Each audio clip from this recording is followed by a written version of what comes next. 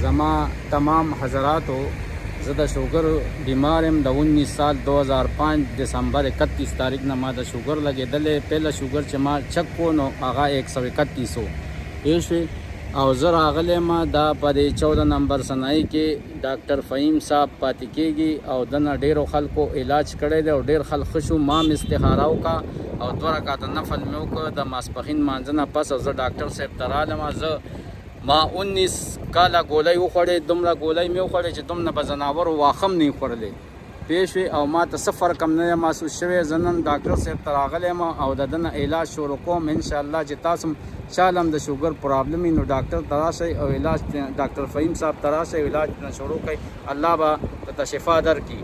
او اخیري زه رالم 19 سال پس یو میاشت شو ما ته انسولین شروع شوي دي. نو انسولین نه زه ډېر زیات پریشان وم، زما خوښ هم نه و چې ما ځان ته په دې نوم کې لګوله، خو د ډاکټر بیان مې واورېدو او زه ډېر زیات خوشحاله شوم. ما ته ډېره زیاته خوشحالي میلو شوه او زه ډاکټر صاحب ته رالم او انشاءالله تعالی چې زه به نن د ډاکټر نه علاج شروع کوم او یو هفته به بیا تاسو سره پس ملاقات انشاءالله کوو.